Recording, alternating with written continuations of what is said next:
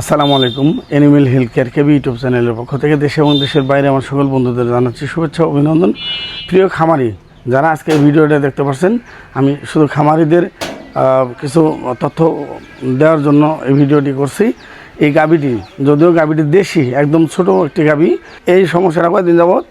4 দিন যাবত। শুরুটা কি হলো, কিভাবে লক্ষণটা কি হলো? লক্ষণটা হলো আমরা শুরু থেকে হঠাৎ করে মনে করেন যে মানে খাওয়া দাওয়া একবারে ছাইড়ে দিছে। আচ্ছা, দেহের পরে ওই বইয়ে ডাক্তারছে হ্যাঁ হ্যাঁ, আব্বা আমি ওর গরু মেন না ঘুরে মধ্যে ছুটছি ওর পাত্তাছে ছুট পেরো ভাই গেছি পেট কামড়ি ওই যে গরু গড়াগড়ি পারে পেট কামড়ি।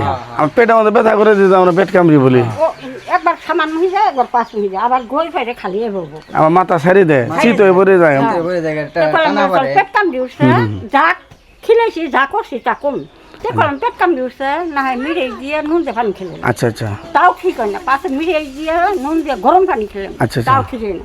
পাশে এন্দুরে মাটি বানিয়ে দিলাম, তাও ঠিক হয় না। গলাত বেঁধে দিচ্ছেন না এন্দুর মাটি? আবার কইলে মুসলমানি সারা শৈল যেন বাউরি থাকে না। আচ্ছা, এটা উপরে ডেমানো? হ্যাঁ, 3 বার ডেমাইল। আচ্ছা আচ্ছা, না তাও কিচ্ছু হয় না। আমার কাকিমা যে তথ্যটি দিল এটি হচ্ছে পিছনের ইতিহাস। হ্যাঁ, এই ইতিহাস আমাদের জানতে হবে। এটি হচ্ছে কলিক পেন, শুল ব্যথা। কি খাওয়াইছিলেন? কোনো ভাত খাওয়াইছিলেন? কোনো যাই না খুদ? না উলি কিচ্ছু না, খালি ভুসি আর পানি নুন। এমনি এই যে বৃষ্টির দিনে যে নতুন কাঁচা ঘাস যে বাইরে হয় না, না, বন্ধে, এটা ওটা খাওয়া না, না। ওটা না। তার মানে খাবারের যে হিস্ট্রি, খাবারের যে মানে তথ্য আমরা পেলাম, কাকিমা যাই ভাত খুদ এই সমস্ত কিছুই খাওয়া নেই। কিছুই না। এখন কলিক পেন, তাহলে তীব্র ব্যথা, এটা অনেকগুলো কারণে হতে পারে। টক্সিসিটির কারণে হতে পারে, রুমেন মুভমেন্ট। আমি কিন্তু রুমেন মুভমেন্টটা নাড়াচাড়া টোটাল বন্ধ হয়ে গেছে। চোখের কর্নিয়া ভিতর দিকে অলরেডি ডেবে গেছে, মানে পানি শূন্যতা কিন্তু দেখা দিচ্ছে। আমি এর আগের ভিডিওতে প্রায়ই বলি যে ফুড পয়জনিং, কলিক পেন, পেটের সমস্যা, বদহজম যে রোগগুলা এই হলে শুধু পানি খাবে, পানি শূন্যতা দেখা দেবে। তবে এই গরুটি তীব্র পেট ব্যথা, তীব্র গড়াগড়ি, এখন খাওয়া দাওয়া বন্ধ, যাবার কাটা বন্ধ। তো এই গরুটিকে ববি কেয়ার, ববি বেড, ব্লড স্টপ বা ম্যাকবেড প্লাস, রুমেন্টন, মানে যত পেটের এনজাইম, এলজিন ট্যাবলেট, সকল ওষুধ প্রয়োগ করা হয়েছে। 4 দিন যাবৎ সমস্যা গরুটি।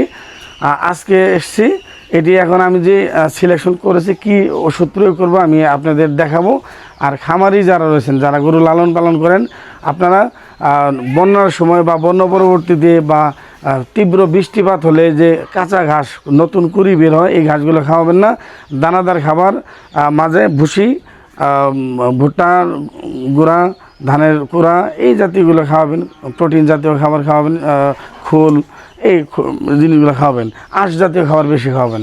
এখন যেহেতু অনেকগুলো কারণ রয়েছে, প্যারাসাইটের কারণ হতে পারে, ট্রাইসোরিস প্যারাসাইটের কারণে এই রোগ হতে পারে। প্যারামফিস্টোমাম হলে তো অন্য সাইড, অন্য লিভার ফ্লু আক্রান্ত হয়, কিন্তু ট্রাইসোরিস অথবা এই প্যারাসাইটগুলোর কারণে এরকম হতে পারে। আর মূলত খাবার ঠিকমতো ভাঙতে পারেনি বা সঠিকভাবে ডাইজেস্টিভ হচ্ছে না, আর পেটে প্রচুর পরিমাণে টক্সিসিটি হওয়ার কারণে অ্যাসিড তৈরি হয় আর গ্যাস তৈরি হয়। গ্যাস কয়েক প্রকার, ফেনাযুক্ত গ্যাস, শুধু গ্যাস মানে আমরা ভাবি পেট ফেঁপে গেলেই পেট গ্যাস হয়েছে, আসলে মূলত তা না। পেটের ভিতরে স্টমাকে কিছু নির্যাস জমে তিতে জাতীয় গ্যাস জাতীয় দাঁত কর্মর করতেছে। আমি একটু শোনানোর চেষ্টা করছি, গরুটি কিন্তু দাঁত কর করতেছে। তার মানে আমি কিছুক্ষণ আগে বললাম যে যদি টক জাতীয় গ্যাস তৈরি হয় তাহলে এই গরুটিকে খাওয়া বন্ধ হয়ে গেছে, জাবর কাটা বন্ধ হয়ে গেছে। তারই প্রমাণ আমার সামনেই গরুটি দাঁত কর্মর করতেছে। টক জাতীয় জিনিস যদি দাঁতে আসে বা মুখে আসে আমাদের মানুষেরও, তাহলে দাঁত কর্করা হয়ে যায়, গরুটিও তাই। তো আমি কী চিকিৎসা দিব, কী ওষুধ প্রয়োগ করব, আমি সেটি আপনাকে দেখাবো। তো আমি খামারিদের সতর্ক করার জন্য আমি বিস্তারিত আলোচনা করলাম। চ্যানেলে একদিন পর ভিডিও পাবেন। যারা আমার নিয়মিত দেখেন ভিডিও দেশে বিদেশে, আপনারা একদিন পর আমার ভিডিও দেখতে পাবেন। আমি কী চিকিৎসা দিই এটি দেখাবো। যেহেতু ডিহাইড্রেশন দেখা দিয়েছে, আরেকটি কথা তথ্য দেই। আমি এর আগের ভিডিওতে বলি যে পেট ফাঁপা বা পেটে বদহজম গ্যাসযুক্ত এই রোগ হলে আমি সিএস স্যালাইন শুরুতেই দিই। সিএস স্যালাইন, সিএসের ভিতরে সোডিয়াম বাইকার্বনেট, এসবিনেট, এটি হচ্ছে 1 মিলি সোডিয়াম বাইকার্বনেট, এটা হচ্ছে 500 ml। তো আমি এটি এই স্যালাইনের ভিতরে দিব। সিএস দিয়েছি, এটি হচ্ছে পানি শূন্যতা রোধ করার জন্য, চোখ যে ডেবে গেছে তার জন্য। আমি এই সিএসের ভিতরে এসবি নেট দেব।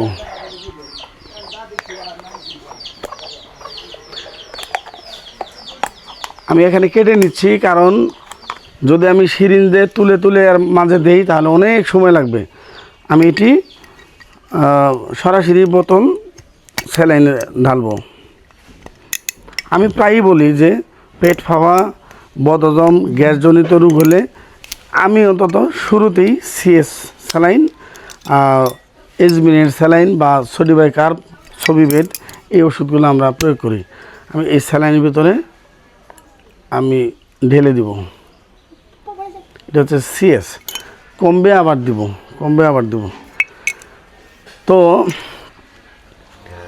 এখানে দুটি কাজ করবে, পায়খানা তরল করতেও সহায়ক করবে, পেটের ভিতরে যে অ্যাসিড গ্যাসযুক্ত যে পেইনগুলা, এটিও সোডিয়াম বাইকার্বনেট দিয়ে ওই যন্ত্রণা পেইনগুলো কমিয়ে দিবে। সাথে অন্যান্য ওষুধ প্রয়োগ করব। আর আমি আগে বলেছি টক্সিসিটি হলে আমি আলফাটক্স বা বায়োটক্স এই জাতীয় টক্সিন বাইন্ডার ওষুধগুলো আমি প্রয়োগ করি। এই গরুকে সকল ধরনের ওষুধ খাওয়ানো হয়েছে এই গত 3 দিনে। ববিভেট, ববি কেয়ার জাতীয় গ্রুপের, সিমিথিকন ডিল অয়েল, রোমেন্টন বা এই জাতীয় ওষুধ অনেকগুলো খাওয়ানো হয়েছে। গাটফিস কোনোটাই বাকি নেই। আমি আজকে স্যালাইন এবং সিএস দেব। বাকি ওষুধ ম্যাকবেট প্লাসও প্রয়োগ করা হয়েছে। মানে কোনো ওষুধের ত্রুটি নেই, বাকি নেই। সকল কিছু খাওয়ানোর পরেও এই গরুটি পায়খানা বন্ধ, কলিক পেইন কোনোভাবে কমতেছে না, যার জন্য আমি ট্রিটমেন্টটা দেবো। তো দেখতে থাকুন। আর অবশ্যই চ্যানেলটি সাবস্ক্রাইব করবেন, শেয়ার দেবেন, লাইক দেবেন, আমার পাশে থাকবেন। আমি স্যালাইন জগুলার ভেনে দিয়েছি। আমি আস্তে আস্তে এটা কমবে আর আমি এর ভিতরে দেব, কমবে আর দেব। তো ইনশাল্লাহ আশা করি ভালো হবে, আশা করি ইনশাল্লাহ ভালো হবে। আরেকটি তথ্য দিই, আমি যে কিছুক্ষণ আগে বললাম যে প্যারাসাইটের কারণে হতে পারে, ট্রাইসোরিস বা অন্যান্য প্যারাসাইট, অনেকগুলো প্যারাসাইট দেয়, হিমনকাস, ট্রাইসোরিস, ট্রাইকোস্টোনজাইলোডিস, রোমেন ফ্লু, লিভার ফ্লু। মানে এই গরুটি প্রায় 1.5 বছর যাবৎ কৃমির ডোজ দেয় না, তাই না? 1.5 বছর যাবৎ এই গরুকে কৃমিমুক্ত করানো হয় নাই। এই গরুটি রিপস বোনগুলো বেরিয়ে পড়ছে, স্বাস্থ্য অনেক খারাপ হয়ে গেছে। অনেক সুন্দর একটা গাভী, ছোটোর মধ্যে। এটি পরবর্তীতে এই রোগ ভালো হলে পরবর্তীতে কৃমির dose, liver tonic, zinc, iron, calcium সকল ওষুধগুলো আমরা প্রয়োগ করব। আগে এই রোগটি আল্লাহ ভালো করুক, তারপরে। তো আজকে এই পর্যন্তই। আল্লাহ হাফিজ, আসসালামু আলাইকুম।